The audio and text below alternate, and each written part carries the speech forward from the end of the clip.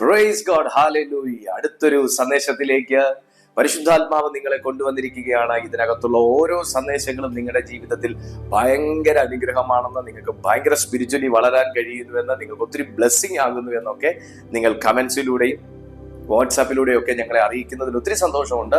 ഈ സന്ദേശവും അതുപോലെ തന്നെ നിങ്ങളുടെ ജീവിതത്തെ അടുത്ത ഒരു തലത്തിലേക്ക് പണിതെടുക്കുവാൻ, അടുത്തൊരു ആത്മീയ കാഴ്ച നിങ്ങൾക്ക് ലഭിക്കുവാൻ ഇടയാകട്ടെ എന്ന പ്രാർത്ഥനയോടുകൂടെ ഈ സന്ദേശത്തിലേക്ക് ഞാൻ നിങ്ങളെ സ്വാഗതം ചെയ്യുകയാണ്. എന്താണ് വിച്ച് ക്രാഫ്റ്റ്? വിച്ച് ക്രാഫ്റ്റ് എന്ന പദം നമുക്ക് എല്ലാവർക്കും അറിയാവുന്ന കാര്യമാണ്. വിച്ച് ക്രാഫ്റ്റ് എന്നാൽ അതിന്റെ വിച്ച് ക്രാഫ്റ്റിന്റെ ഒരു ഡെഫിനേഷൻ നമ്മൾ എടുത്താൽ ഒത്തിരി അർത്ഥം അതിനകത്തുണ്ട്. ഒരുപാട് കാര്യങ്ങൾ ചേരുന്നതാണ് വിച്ച് ക്രാഫ്റ്റ് എന്ന് പറയുന്നത്. എന്നാൽ ഞാൻ ഒറ്റ വാക്കിൽ പറയട്ടെ, വിച്ച് ക്രാഫ്റ്റ് എന്ന് പറഞ്ഞാൽ മന്ത്രവാദം, ദുർമന്ത്രവാദം, ആഭിചാരം, ക്ഷുദ്രപ്രവൃത്തികൾ ഇത്യാദി ഒരുപാട് കാര്യങ്ങൾ അടങ്ങുന്ന ഒന്നിനെയാണ് നമ്മൾ വിച്ച് ക്രാഫ്റ്റ് എന്നൊരു പദം കൊണ്ട് നമ്മൾ പറയുന്നത്. അതൊരു വിച്ചാണ്, അതൊരു ക്രാഫ്റ്റ് ആണ്. അത് ചെയ്തു കൊടുക്കുന്ന, അത് അവരുടെ കൈകളിലൂടെ ചെയ്തു കൊടുക്കുന്ന ഒരു എന്തുവാ പറയട്ടെ, അതിനൊരു പ്രോഡക്റ്റ് എന്ന് പറയണോ, എന്തുവാ, നമുക്കതിനെ അങ്ങനെ ഭംഗിയുള്ള വാക്കുകളൊന്നും ചേർത്ത് പറയാൻ ഒക്കത്തില്ല. എങ്കിലും അതൊരു പ്രവൃത്തിയാണ്. എന്തിന് ഈ പ്രവൃത്തി ചെയ്യണം, അല്ലെങ്കിൽ ഈ പ്രവൃത്തി കൊണ്ടുള്ള ഉദ്ദേശം എന്ത്? ഈ പ്രവൃത്തി സത്യമാണോ? ഈ പ്രവൃത്തി ബൈബിളിൽ പറയുന്നുണ്ടോ? ഈ പ്രവൃത്തിയെ ബൈബിൾ വിമർശിക്കുന്നുണ്ടോ? ഈ പ്രവൃത്തിക്ക് ഒരു ദൈവ പൈതലിന്റെ ജീവിതത്തിൽ എന്തെങ്കിലും ചെയ്യാൻ കഴിയുമോ? ഈ പ്രവൃത്തി ജയിക്കുവാൻ കഴിയുന്ന ഒന്നാണോ? ഇതൊരു ആത്മീയൻ അറിഞ്ഞില്ല എന്നുണ്ടെങ്കിൽ, ഇതൊരു ദൈവ മനുഷ്യൻ അറിഞ്ഞില്ല എന്നുണ്ടെങ്കിൽ, അവൻ എപ്പോ ഇതിന് കീഴ്പ്പെട്ടു, അടിമപ്പെട്ടു, അവൻ തകർന്നു എന്ന് ചോദിച്ചാൽ മതി.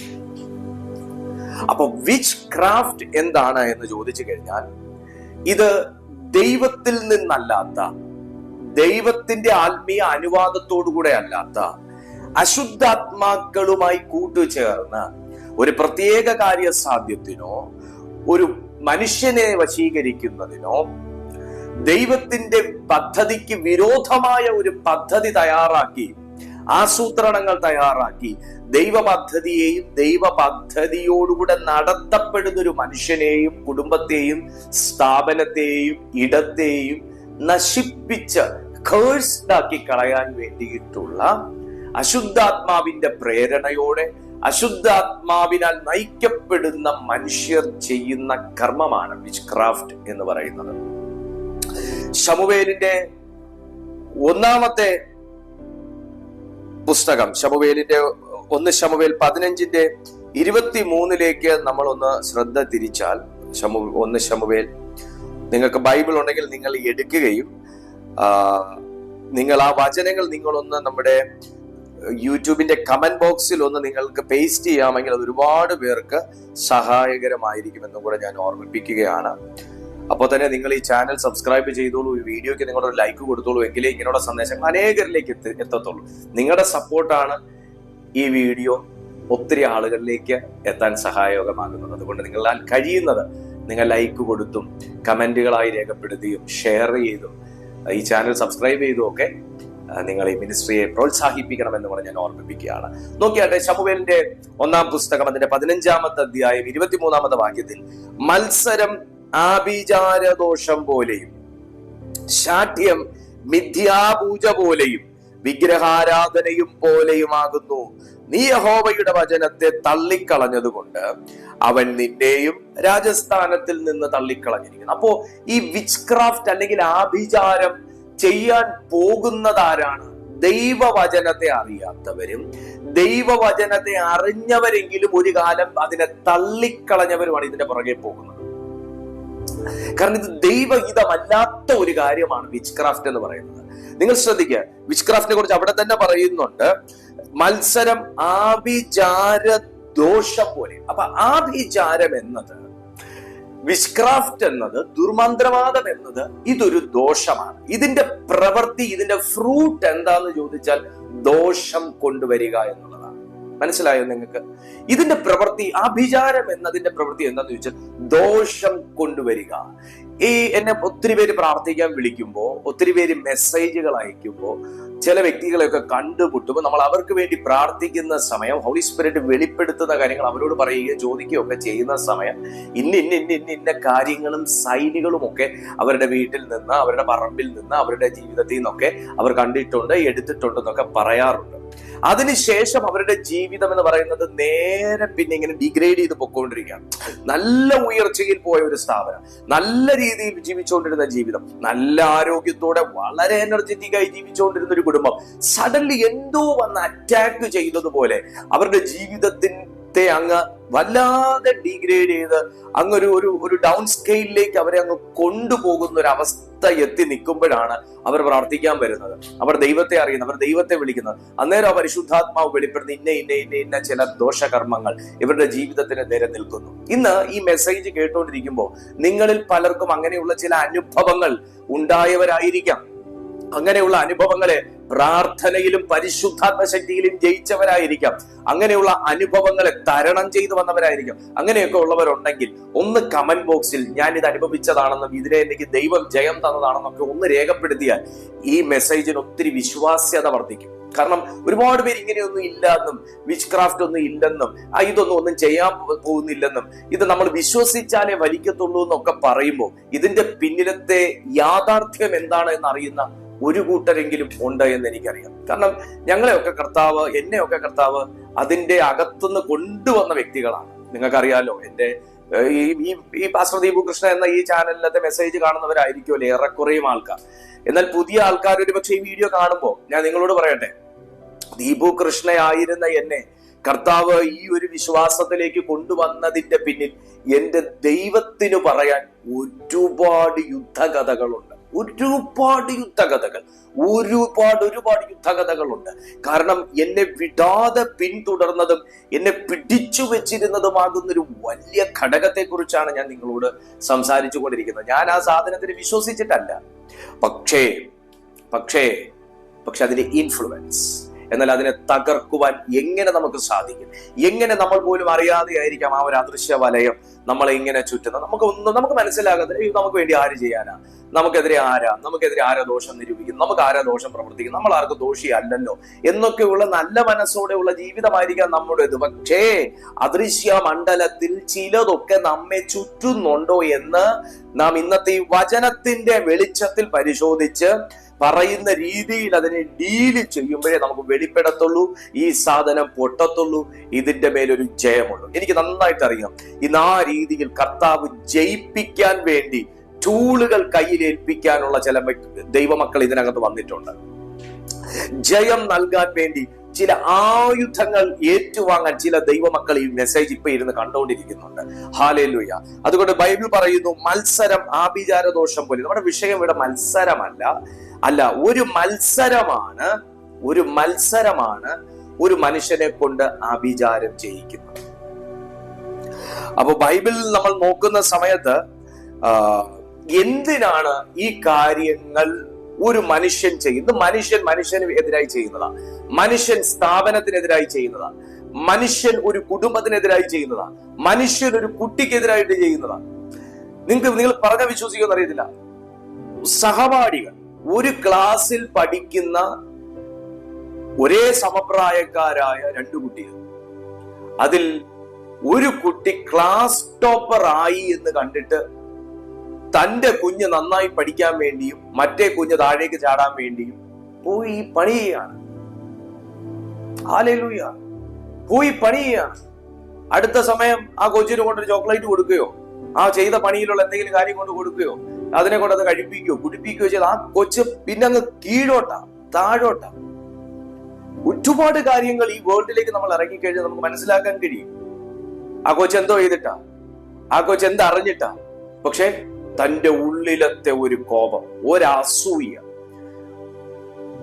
ഒരു ഈഗോ, ഒരു ദുരഭിമാനം, ഇതൊരു മനുഷ്യനെ ബുദ്ധിയില്ലാത്തവനും കാഴ്ചയില്ലാത്തവനുമാക്കി പൈശാചിക രാജ്യ നിയന്ത്രണത്തിനകത്ത് അവനെ ആക്കി എവിടെ പോയി എന്ത് ചെയ്യാമെന്നുള്ള കാര്യങ്ങൾ ചിന്തിച്ച് ചെയ്തു കൂട്ടി മഹാപാപം വരുത്തി ദോഷം വരുത്തിപ്പിക്കും.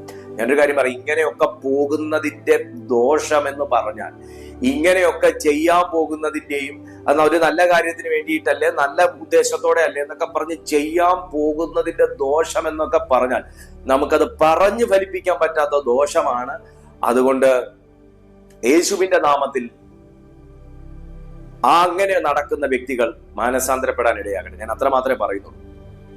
അപ്പൊ ഇത് ചെയ്യുന്നത് എന്തിനാണ്?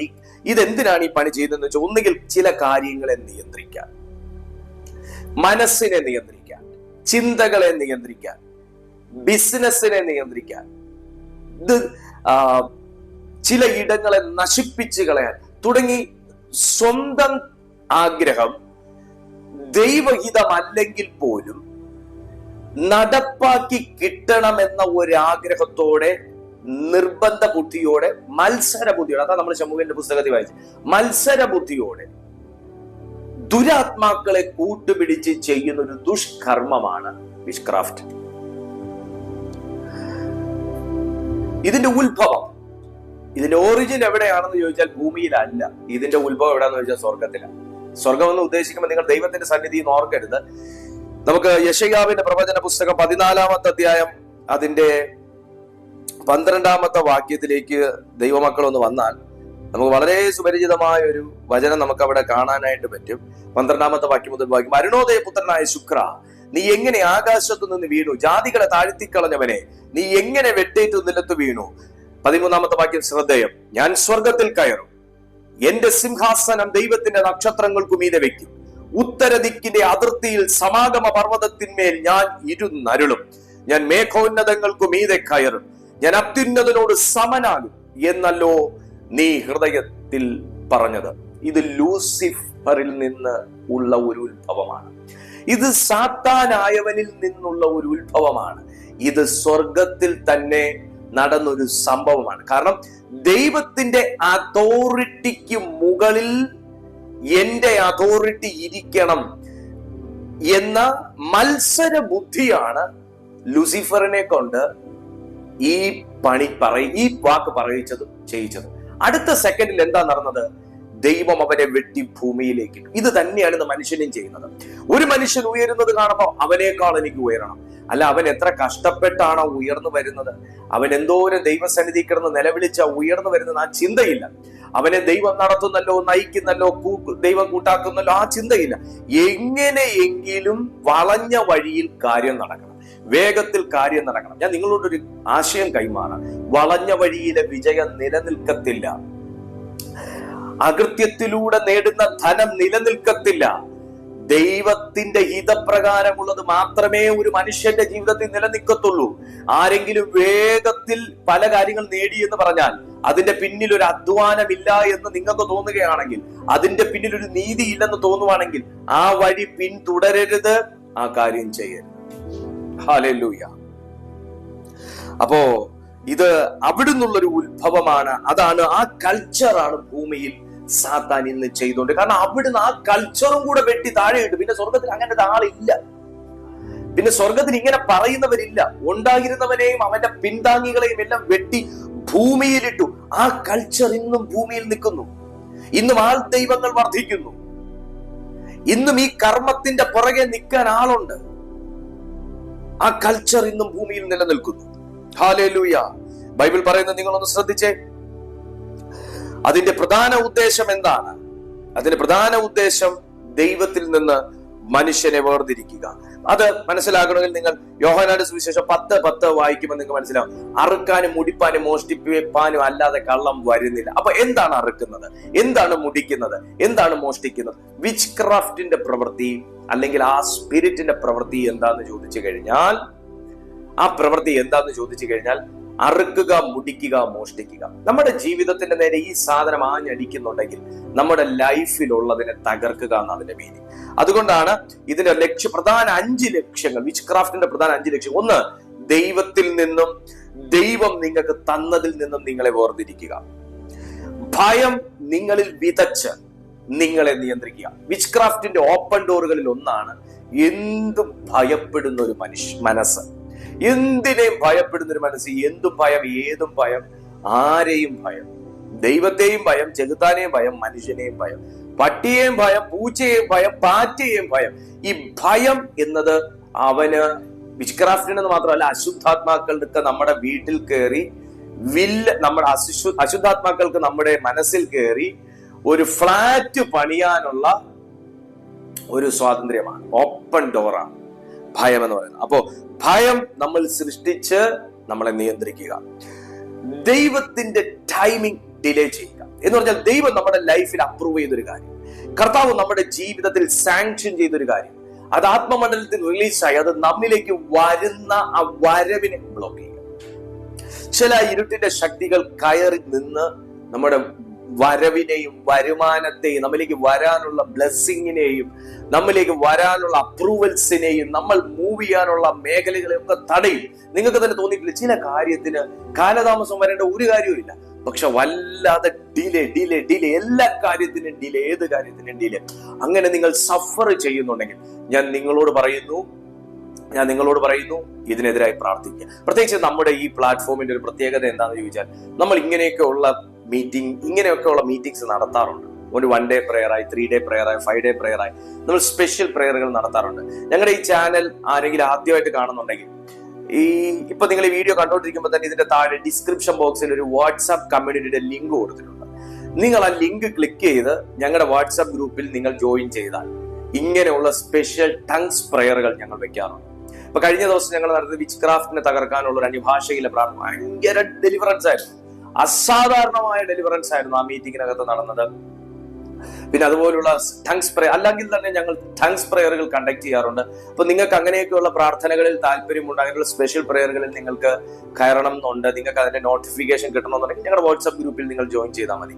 പ്ലസ് നിങ്ങൾക്ക് ഫോൺ സ്റ്റോറേജ് ഒരു പ്രശ്നമാണെങ്കിൽ ഈ ചാനൽ നിങ്ങൾ സബ്സ്ക്രൈബ് ചെയ്താൽ മതി. ഇങ്ങനെയുള്ള മീറ്റിംഗ്സ് ഓൺ ടൈമിൽ തന്നെ നിങ്ങൾക്ക് ഈ ചാനലിൽ നിങ്ങൾക്ക് ലൈവ് കിട്ടുകയും ചെയ്യും. നിങ്ങൾ ചാനൽ സബ്സ്ക്രൈബ് ചെയ്താൽ മതി. ഇനി നമുക്ക് ബാക്ക് ടു ദ പോയിന്റ്. ഈ ദൈവിക സമയങ്ങളെ ബ്ലോക്ക് ചെയ്ത് നിർത്തും. ഈ വിച്ച്ക്രാഫ്റ്റിന്റെ ഇൻഫ്ലുവൻസ് നമ്മുടെ ലൈഫിൽ ഉണ്ടെങ്കിൽ, വിച്ച്ക്രാഫ്റ്റ് മാത്രമല്ല ദൈവിക സമയങ്ങളെ ബ്ലോക്ക് ചെയ്യുന്നത് മറ്റ് ചില സ്പിരിറ്റുകളും ഉണ്ട്. നമ്മൾ അതിനെ കുറിച്ചൊക്കെ പഠിച്ചിട്ടുണ്ട് ഇതിനു മുന്നേ. ഇനി വിച്ച്ക്രാഫ്റ്റിന്റെ ഒരു ഇൻഫ്ലുവൻസ് ഉണ്ടെങ്കിലും നമ്മുടെ ലൈഫിനെ നിയന്ത്രിക്കുന്ന, സമയങ്ങളെ നിയന്ത്രിക്കുന്ന ഒരു ഡീമൺ എപ്പോഴും നമ്മുടെ കൂടെ കാണും. അതുകൊണ്ടാണ് ചില കാര്യങ്ങൾ ചെയ്താലും പൂർത്തിയാകത്തില്ല, ചില വീട് പണി സ്റ്റാർട്ട് ചെയ്താൽ പൂർത്തിയാകത്തില്ല, ചില ക്ലാസ് പഠിച്ചാൽ നമുക്ക് ജയിച്ച് അടുത്തൊരു ക്ലാസ്സിലൂടെ നമുക്ക് മൂവ് ചെയ്യാൻ പറ്റത്തില്ല, നമ്മൾ അവിടെ തന്നെ പിടിച്ചിരുത്തുന്ന ഒരു അവസ്ഥ. പക്ഷെ അങ്ങനെയൊക്കെ ഉണ്ടെങ്കിൽ നിങ്ങൾ ഇന്ന് ഉണർന്ന് ചിന്തിക്കണമെന്ന് ആത്മാവിൽ പ്രാർത്ഥിച്ച് ജയമെടുക്കണം ആ മേഖലകൾ. 4-മത്തെ കാര്യം എന്താണെന്ന് ചോദിച്ചാൽ, ദൈവ പൈതലിന്റെ അതോറിറ്റീസ് കൺഫ്യൂസ് ചെയ്യും. എന്നെ ദൈവത്തിന് വേണ്ടാത്തോണ്ടായിരിക്കും, എന്നെ ദൈവം ഏറ്റെടുക്കാത്തോണ്ടായിരിക്കും, എനിക്ക് അഭിഷേകം ഇല്ലാത്തോണ്ടായിരിക്കും, എനിക്ക് കോളിംഗ് ഇല്ലാത്തോണ്ടായിരിക്കും, ഞാൻ പാപി ആയോണ്ടായിരിക്കും, ദൈവത്തിന് നമ്മളെ ഒന്നും വേണ്ടായിരിക്കും, ദൈവത്തിന് പണമുള്ളവരെ മാത്രം മതിയായിരിക്കും. ഇങ്ങനെയൊക്കെയുള്ള കൺഫ്യൂഷനും വേണ്ടാത്ത ചിന്തകളും കൊണ്ട് നമ്മിലിട്ടിട്ട് നമുക്ക് തന്നിരിക്കുന്ന അതോറിറ്റി നമ്മളെ കൊണ്ട് തന്നെ കൺഫ്യൂസ് ചെയ്ത് നമ്മളിൽ ഒരു ഓപ്പൺ ഡോർ ഉണ്ടാക്കി ദൈവത്തിന്റെ പ്രവർത്തികളെയും സമയങ്ങളെയും ബാൻ ചെയ്തു. നിങ്ങൾ അങ്ങനെയുള്ള ഒരു കൺഫ്യൂഷൻ പീരീഡിലാണെങ്കിൽ എനിക്കൊരു ആശയം കൈമാറാനുണ്ട്. നിങ്ങളെ ദൈവം ഒരു കൺഫർമേഷൻ പീരീഡിലേക്ക് കൊണ്ടുവരാൻ പോവുകയാണ്. കൺഫർമേഷനായി മാറാൻ പോകുന്നു. ഒന്ന് ടൈപ്പ് ചെയ്യാൻ പറ്റുമോ? താഴെ ഒന്ന് ടൈപ്പ് ചെയ്യാൻ പറ്റുമോ? കൺഫ്യൂഷൻസ് കൺഫർമേഷനായി കൺവേർട്ട് ചെയ്യാൻ പോകുന്നു. കൺഫർമേഷനായി കൺവേർട്ട് ചെയ്യാൻ പോകുന്നു. ഹല്ലേലൂയ. 5-മത്തെ കാര്യം എന്താന്ന് ചോദിച്ചാൽ, വ്യാജ ശക്തി കൊണ്ട് യഥാർത്ഥ ശക്തിയെ മറയ്ക്കും എന്ന് പറഞ്ഞാൽ, നമ്മൾ പറഞ്ഞല്ലോ, ഈ വിച്ച്ക്രാഫ്റ്റ് ചെയ്യുന്ന ഒരിക്കലും ദൈവത്തിനെയോ ദൈവത്തിന്റെ ദൂതന്മാരെയോ വിളിച്ചു വരുത്തി ഒന്നും അല്ല, ദൈവത്തിന്റെ ഇഷ്ടത്തോടെ അല്ല, ദൈവത്തിന് ഇഷ്ടമില്ലാത്ത, ദൈവം വെറുക്കുന്ന ഒരു കാര്യമാണ് അഭിചാരം, മന്ത്രവാദം, വിച്ച്ക്രാഫ്റ്റ് എന്നൊക്കെ പറയുന്നത്. അപ്പോ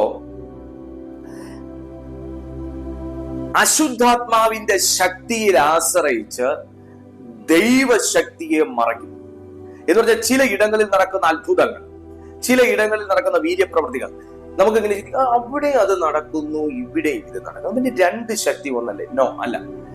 നമുക്കത് അപ്പോസ്തല പ്രവൃത്തികളിൽ നമുക്ക് ശിമോൻ എന്ന് പറയുന്ന ഒരു മന്ത്രവാദി, സൈമൺ എന്ന് പറയുന്ന ഒരു മന്ത്രവാദി, അപ്പോസ്തല പ്രവൃത്തി 8-ാമത്തെ അധ്യായത്തിൽ പൗലോസ്ലീഹ ക്യാരി ചെയ്തിരുന്ന അതോറിറ്റി വാങ്ങാൻ ശ്രമിച്ചു. നിങ്ങൾ മനസ്സിലായോ ആ പാപം എത്ര വലുതാണ്? പൗലോസിലേക്ക് ക്യാരി ചെയ്ത അതോറിറ്റി വാങ്ങാൻ ശ്രമിച്ചു, പൈസ കൊടുത്ത് വാങ്ങാൻ ശ്രമിച്ചു. എന്ന് പറഞ്ഞാൽ അതൊക്കെ ഞാൻ ആ നാമത്തിൽ ഞാൻ ചെയ്യട്ടെ, ആ പവർ വാങ്ങാൻ ശ്രമിച്ചു. അതുപോലെ അപ്പോസ്തല പ്രവൃത്തികൾ 13-ാമത്തെ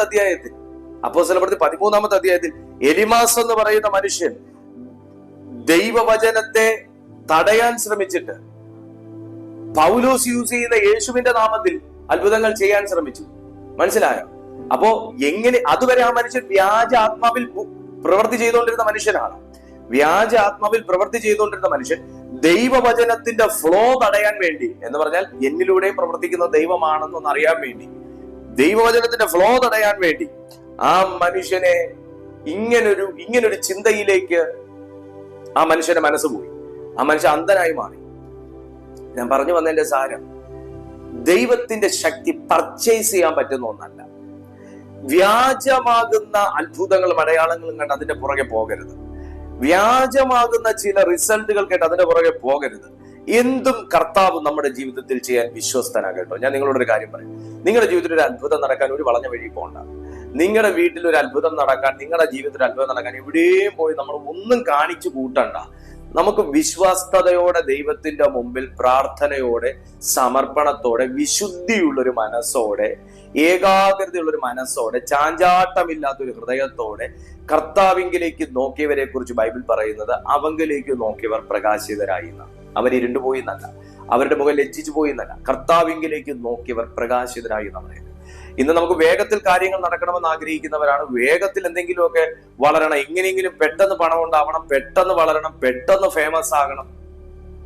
ദൈവത്തിൽ നിന്നല്ലാതെ ഒന്നുമില്ല, ദൈവത്തിൽ നിന്നല്ലാതെ ഒന്നുമില്ല.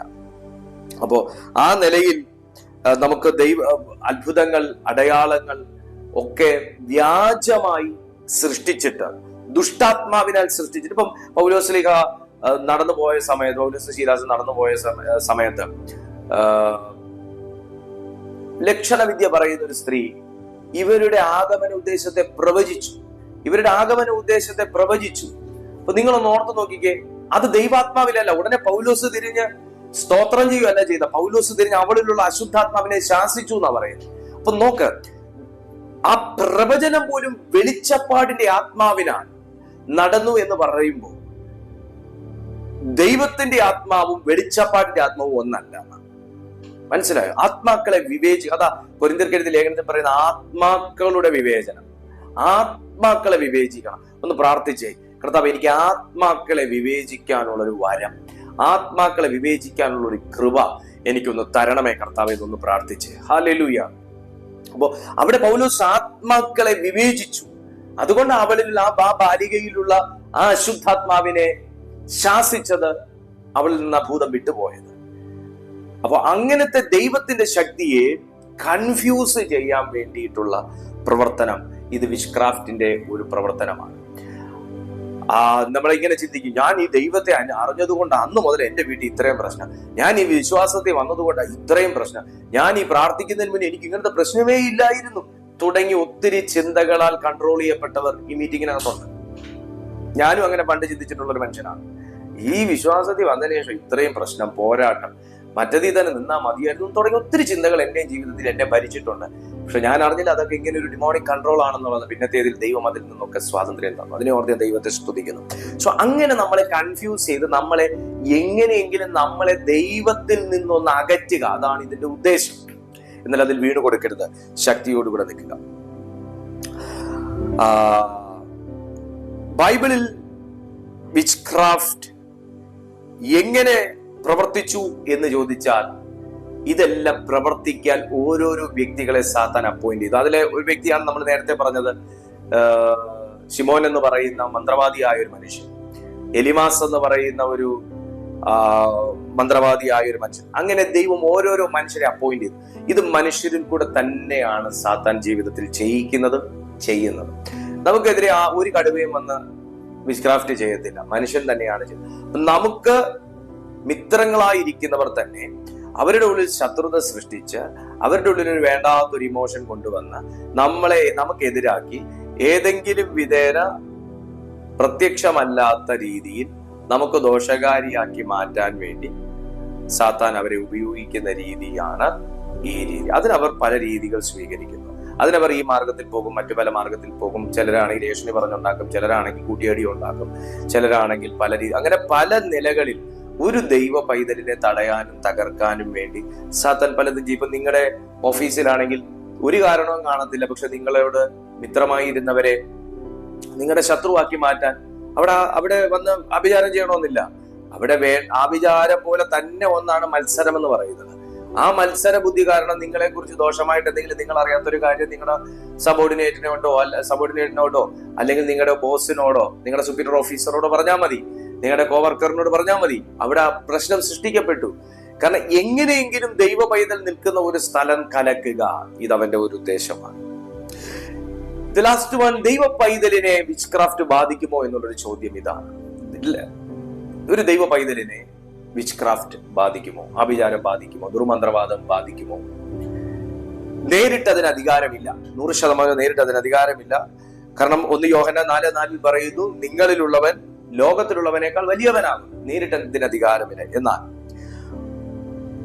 ഒരു ഡോർ നമ്മൾ തുറന്നു കൊടുത്താൽ അതിന് തീർച്ചയായിട്ടും ഇൻഫ്ലുവൻസ് ഉണ്ടാകും. എങ്ങനെയാണ് ആ ഡോർ തുറക്കുന്നതെന്ന് ചോദിച്ചാൽ, ഒന്ന് ഞാൻ നേരത്തെ നിങ്ങളോട് പറഞ്ഞ കാര്യം, ഭയപ്പെടുന്ന ഒരു മനോഭാവം, നമുക്കൊരു ധൈര്യമില്ലാത്തൊരു മനസ്സാണ് നമ്മുടേതെങ്കിൽ ഇതൊരു ഓപ്പൺ ഡോറാണ്. 2, തുടർച്ചയായ പാപം. അത് ഒരേ പാപമല്ല, ഏത് പാപവും കണ്ടിന്യൂസ് ആയി നമ്മുടെ ജീവിതത്തിൽ ഇങ്ങനെ വന്നുകൊണ്ടിരിക്കുകയാണെങ്കിൽ, വീഴ്ച വന്നുകൊണ്ടിരിക്കുകയാണെങ്കിൽ തീർച്ചയായും അതിന്റെ ഇൻഫ്ലുവൻസ് മറ്റേതൊന്നിനേക്കാളും ശക്തമായി നമ്മുടെ ജീവിതത്തിൽ ഉണ്ടാകും. ഈ പാപത്തിന് അങ്ങനെ ഒരു കുഴപ്പമുണ്ട്. ഈ ഡീമൺസിനെ ഡയറക്റ്റ് ആയിട്ട് കയറി വന്ന് അറ്റാക്ക് ചെയ്യാൻ പറ്റുന്ന ഒരു കാര്യമാണ് പാപം എന്ന്. കാരണം അവനെ നമ്മൾ എന്റർടൈൻ ചെയ്യാണ്, അവനെ എന്റർടൈൻ ചെയ്യാണ്, അവനെ നമ്മൾ സന്തോഷിപ്പിക്കുകയാണ്. അപ്പോ അവനെ സന്തോഷിപ്പിക്കുക എന്ന് പറയുമ്പോൾ അവൻ ആ പ്രവൃത്തിയിലാണ് സന്തോഷിക്കുന്നത്. പക്ഷെ അത് ചെയ്യുന്ന നമ്മോട് അവന് ഭയങ്കര വൈരാഗ്യമാണ്. കാരണം നമ്മളെ ദൈവം രക്ഷിച്ച ദൈവത്തിന്റെ രൂപത്തിന്റെ സാദൃശ്യത്തിലുമാക്കി നിർത്തിയേക്കുന്നുണ്ട്. നമ്മളെ എങ്ങനെ ഡിമോളിഷ് ചെയ്യുക എന്നുള്ളതാണ് അവന്റെ ഉദ്ദേശം. തുടർച്ചയായ പാപങ്ങൾ നമ്മുടെ ജീവിതത്തിൽ വരുന്നതിലൂടെ ഈ വിച്ച് ക്രാഫ്റ്റ് നമ്മുടെ ജീവിത സ്വാതന്ത്ര്യമുണ്ട്. 3ാമത്തെ കാര്യം എന്ന് പറയുന്നത് അൺഫോർഗീവ്നെസ്. നമുക്ക് ക്ഷമിക്കാൻ കഴിയാത്തൊരു മനസ്സ്, വിട്ടുകൊടുക്കാൻ കഴിയാത്തൊരു മനസ്സ്, രൂപാന്തരമില്ലാത്തൊരു മനസ്സിന്റെ ഉടമയാണെങ്കിൽ, അലിവില്ലാത്തൊരു മനസ്സ്, ഒരു കല്ല് മനസ്സ്, കഠിന മനസ്സെന്നൊക്കെ നമ്മൾ പറയുന്ന പോലെ വല്ലാത്തൊരു മനസ്സാണ് നമ്മുടേതെങ്കിൽ നമ്മുടെ ജീവിതത്തിൽ വിച്ച് ക്രാഫ്റ്റിന്റെ പ്രവർത്തികൾ തീർച്ചയായിട്ടും ഉണ്ടാകും, അതിന്റെ ഇൻഫ്ലുവൻസ് ഉണ്ടാകും. 4ാമത്തെ കാര്യം എന്ന് പറയുന്നത് മറ്റു പല ദൈവിക, ഞാനത് ഓപ്പണായിട്ട് ഞാൻ നിങ്ങളോട് പറയുന്നില്ല, അതിന് നമുക്ക് വേണമെങ്കിൽ ഇങ്ങനെ പറയാം, ഒക്കൾട്ട് ക്യൂരിയോസിറ്റി എന്ന് വേണമെങ്കിൽ പറയാം. എന്ന് വെച്ചാൽ ഏതെങ്കിലും രീതിയിൽ എന്റെ ഭാവി ഒന്ന് അറിയണം, ഏതെങ്കിലും രീതിയിൽ എന്റെ നാളെ ഒന്ന് അറിയണം. ആര് പ്രവചിച്ചാലും വേണ്ടുകയില്ല, ഞാൻ എന്താവും എനിക്ക് അറിയണം. ഇങ്ങനെ അറിയാനുള്ളൊരാഗ്രഹം ഉണ്ടല്ലോ, കാര്യം പിടിയിട്ട് കാണുമല്ലോ. അങ്ങനെയുള്ള കാര്യങ്ങളുടെ പുറകെ നടക്കുന്നവർ, പരതുന്നവർ, വായിക്കുന്നവർ, അന്വേഷിക്കുന്നവർ, നോക്കുന്നവരുടെ ജീവിതത്തിൽ ഇതിന്റെ ഇൻഫ്ലുവൻസ് ഉണ്ടാകും. 5ാമത്തെ കാര്യം എന്താന്ന് ചോദിച്ചാൽ വചനത്തെ അവഗണിക്കുന്നവർ. ചിലർക്ക് ചില ടൈപ്പ് മെസ്സേജുകളോടായിരിക്കും ഭയങ്കര താല്പര്യം. ചിലർക്ക് രക്ഷയെക്കുറിച്ച് കേൾക്കുന്ന ഇഷ്ടമല്ല, ചിലർക്ക് സ്നാനത്തെ കുറിച്ച് കേൾക്കുന്ന ഇഷ്ടമല്ല, ചിലർക്ക് പ്രവചന ശുശ്രൂഷ ഭയങ്കര ഇഷ്ടമാണ്, ചിലർക്ക് ചില പ്രത്യേക നമുക്ക് ഒരു ഇതുണ്ടല്ലോ, ആ രീതിയിൽ ദൈവവചനത്തെ അവഗണിക്കുക. ചിലർക്ക് പാപത്തെ കുറിച്ച് കേൾക്കുന്ന ഭയങ്കര അസ്വസ്ഥതയാണ്, ചിലർക്ക് നിത്യതയെ കുറിച്ച് കേൾക്കുന്ന ഭയങ്കര അസ്വസ്ഥതയാണ്. ആ മീറ്റിങ്ങിന് ആള് കാണൂല. കാരണം അതൊക്കെ എന്തോ ഒരു പഴഞ്ചൻ. അങ്ങനെ വചനത്തെ അവഗണിക്കരുത്. നമുക്ക് സുഖമുള്ള രീതിയിലത്തെ മെസ്സേജ് തപ്പി നമ്മൾ പോകുന്നത് നമ്മൾ പോലും അറിയാതെ വചനത്തെ അവഗണിക്കുന്ന ഒരു മനോഭാവമുള്ളവരാക്കി നമ്മളെ മാറ്റുകയാണ്. അപ്പൊ നമ്മൾ അറിയാതെ പല രീതിയിൽ, കാരണം എഫെസ്യർക്ക് എഴുതിയ 4-ാമത്തെ അധ്യായം 27-ാമത്തെ വാക്യത്തിൽ പറയുന്നു, പിശാചിന് ഇടം കൊടുക്കരുതെന്ന് പറയുമ്പോൾ, ഞാനൊന്നും ഇടം കൊടുത്തിട്ടില്ല പിശാചിന്, എനിക്ക് തന്നെ ഇരിക്കാൻ ഇവിടെ ഇടമില്ല എന്ന് പറഞ്ഞിട്ടൊന്നും കാര്യമില്ല. നമ്മൾ ഈ രീതിയിലുള്ള മനോഭാവങ്ങൾ നമ്മൾ സാത്താന് ഇടം കൊടുക്കുന്നതിന് സമമാണ്. പ്രത്യേക തരത്തിലുള്ള വചനങ്ങൾ മാത്രമേ കാണൂ, പ്രത്യേക ആൾക്കാരുടെ മെസ്സേജ് മാത്രമേ കേൾക്കൂ, പ്രത്യേക സഭക്കാരുടെ മെസ്സേജ് മാത്രമേ. അതിൽ നിങ്ങൾ വേറെ തെറ്റിദ്ധരിക്കണ്ട. അങ്ങനെയൊക്കെ ചില മൈൻഡ് സെറ്റുകളുണ്ട്. അതിന് അൺഫോർഗീവ്നെസ് എന്നും കൂടെ പറയും കേട്ടോ. ദൈവവചനം പ്യുവറായി, ഞാൻ നിങ്ങളോട് പറയാം, ദൈവവചനം വെള്ളം ചേർക്കാതെ പ്യുവറായി ക്രിസ്തുവിൽ നിന്ന് ഡൈവേർട്ട് ചെയ്യാത്ത രീതിയിൽ ദൈവവചനത്തിന്റെ ആ കോറായിട്ടുള്ള കാര്യങ്ങളെ വളച്ചൊടിക്കാത്ത നിലയിൽ ആര് പ്രസംഗിച്ചാലും അത് സ്വീകരിക്കാം. ക്രിസ്തുവിനെ ആരാധിക്കുന്നതിന് പകരം വേറൊരു മധ്യസ്ഥനെ മധ്യത്തിൽ നിർത്തി പറയാത്ത ഒരു മെസ്സേജ് ആണെങ്കിൽ കേൾക്കാം, ഒരു തെറ്റുമില്ല അതിനകത്ത്. എനിക്ക് ആത്മീയ വർധനവ് വരുത്തുന്നത് എന്നെ ക്രിസ്തുവിൽ നിന്നും ദൈവവചനത്തിൽ നിന്നും ദൈവവചനത്തിന്റെ സത്യത്തിൽ നിന്നും പിന്തിരിപ്പിക്കാത്ത, എന്നെ ഒരു അത്ഭുതങ്ങളിലേക്ക് മാത്രം ഫോക്കസ് ചെയ്യിക്കാത്ത, എന്നെ ഒരു വിടുതലിലേക്ക് മാത്രം ഫോക്കസ് ചെയ്യിക്കാത്ത, എന്നെ ഒരു സാമ്പത്തിക അനുഗ്രഹത്തിലേക്ക് മാത്രം ഫോക്കസ് ചെയ്യിക്കാത്ത, എന്നെ ദൈവത്തെക്കുറിച്ചും പാപത്തെക്കുറിച്ചും നീതിയെക്കുറിച്ചും പരിശുദ്ധാത്മാവിനെ കുറിച്ചും ദൈവ കൃപയെക്കുറിച്ചും ഒക്കെ പഠിപ്പിക്കുകയും വളർത്തുകയും ചെയ്യുന്ന ഒരു മെസ്സേജ് ആണെങ്കിൽ കേൾക്കാം. ഹല്ലേലൂയ, കേൾക്കാം. അവിടെ നമ്മൾ വേറെ ചിന്തിച്ചു കൂട്ടി തലപുകയ്ക്കാൻ നിൽക്കണ്ട. ആ ചിന്ത ഒന്ന് സ്വന്തം ജീവിതത്തിൽ ചിന്തിച്ചെങ്കിൽ നന്നായി പോയാൽ വല്ലാതെ അത്രയോ ചിന്തിച്ച് കൂട്ടി വേണ്ടാത്തതൊക്കെ ധരിച്ച് വെച്ച്. ഹല്ലേലൂയ. അപ്പൊ ആ രീതിയിൽ പിശാചിന് ഇടം കൊടുക്കരുത് എന്ന് ദൈവത്തിന്റെ വചനം പറയുന്നു. എങ്ങനെ വിച്ച്ക്രാഫ്റ്റിനെ നമുക്ക് പൂർണ്ണമായിട്ടും തകർത്ത് കളയാൻ പറ്റും? പൂർണ്ണമായിട്ടും വിച്ച്ക്രാഫ്റ്റിനെ തകർത്ത് കളയാൻ പറ്റും. കൊലോസ്യർക്ക് എഴുതിയ ലേഖനം 2:15 പറയുന്നു, എല്ലാ അധികാരത്തെയും യേശു കീഴടക്കി, സകല വാഴ്ചയും യേശു കീഴടക്കി. വിച്ച്ക്രാഫ്റ്റിനെ, ഒന്നാമത്തെ കാര്യം, ഈ സാധനത്തിനെ ഭയപ്പെടുന്നത് നിർത്തുക. ഇതിന്റെ പ്രവൃത്തികൾ, ഇതിന്റെ അറ്റാക്കുകൾ ഭയപ്പെടുന്നത് നിർത്തുക. രണ്ടാമത്തെ കാര്യം, ക്രൂശിന്റെ ശക്തി ഡിക്ലെയർ ചെയ്യുക. ക്രൂശിന്റെ ശക്തി, കാരണം ക്രൂശ് എന്ന് പറയുന്നത് സാത്താൻ പരാജയപ്പെട്ട ഒരിടമാണ്. അതിനെ നിങ്ങൾ ഡിക്ലെയർ ചെയ്യുക. നിങ്ങൾ അപ്പോസ്തല പ്രവൃത്തി 19-ാമത്തെ അധ്യായം 18-ഉം 19-ഉം വാക്യപ്രകാരം നിങ്ങളുടെ ജീവിതത്തിൽ, നിങ്ങളുടെ മനസ്സിൽ, നിങ്ങളുടെ ചിന്തകളിൽ, നിങ്ങളുടെ വീട്ടിൽ അതുമായി ബന്ധപ്പെട്ട എന്തൊന്ന് നിങ്ങൾ സൂക്ഷിച്ചിരിക്കുന്നെങ്കിലും ഇപ്പോൾ തന്നെ അതിനെ എടുത്ത് കളയുക. അതിന് അവകാശമുള്ള എന്തിരിക്കുന്നെങ്കിലും അതിനെടുത്ത് പുറത്ത് കളയുക. നിങ്ങളുടെ വീടിനെ നിങ്ങൾ ശുദ്ധീകരിക്കുക, നിങ്ങളുടെ മനസ്സിനെ നിങ്ങൾ ശുദ്ധീകരിക്കുക, നിങ്ങൾ ചിന്ത ശുദ്ധീകരിക്കുക. ദ ലാസ്റ്റ് വൺ, നിങ്ങൾ അതോറിറ്റി ഡിക്ലെയർ ചെയ്യുക. ലൂക്കോസ് എഴുതിയ സുവിശേഷം 10:19 പ്രകാരം നിങ്ങൾക്ക് ദൈവം തന്ന അധികാരം നിങ്ങൾ ഡിക്ലെയർ ചെയ്യുക. പാമ്പിനെയും തേളിനെയും ശത്രുവിന്റെ സകല ബലത്തെയും ചവിട്ടുവാൻ യേശു തന്ന അധികാരം നിങ്ങൾ തുറന്നു കൊടുക്കുക. നിങ്ങൾ തുറന്ന ദോഷത്തിന്റെ വാതിലുകൾ അടയ്ക്കുക. നിങ്ങൾ അടച്ചു വെച്ചിരുന്ന അധികാരത്തിന്റെ വാതിൽ നിങ്ങൾ തുറന്നു കൊടുക്കുക. ഈ നിലയിലൂടെ നിങ്ങൾക്ക് ഏതൊരു ദുഷ്ടന്റെ തീയമ്പുകളെയും പ്രവർത്തികളെയും പവേഴ്സിനെയും നിങ്ങൾക്ക് തകർത്ത് ജയിക്കുവാൻ കഴിയും. പരിശുദ്ധാത്മാവ് അതിന് നിങ്ങളെ സഹായിക്കും. നിങ്ങളുടെ ജീവിതത്തിൽ പുതിയൊരു ഓപ്പണിംഗ് ഉണ്ടാകും. തീർച്ചയായിട്ടും ഈ സന്ദേശം നിങ്ങൾ ഇപ്പോൾ തന്നെ ലൈക്ക് ചെയ്യുക. നിങ്ങൾ ഈ ചാനൽ സബ്സ്ക്രൈബ് ചെയ്തിട്ടില്ലെങ്കിൽ ചെയ്യുക. മറ്റുള്ളവർക്ക് നിങ്ങൾ ഷെയർ ചെയ്ത് കൊടുക്കുക. നിങ്ങളുടെ അഭിപ്രായങ്ങൾ, നിങ്ങളുടെ പ്രാർത്ഥനാ വിഷയങ്ങൾ യൂട്യൂബിന്റെ കമന്റ് ബോക്സിൽ നിങ്ങൾക്കിടാം. ഇതിനുശേഷം കാണുന്ന വാട്സ്ആപ്പ് പ്രെയർ ലൈൻ നമ്പറിലേക്ക് നിങ്ങൾക്ക് അയക്കാനായി സാധിക്കും. കർത്താവ് നിങ്ങളെ സഹായിക്കട്ടെ, നിങ്ങളെ ബ്ലസ് ചെയ്യട്ടെ.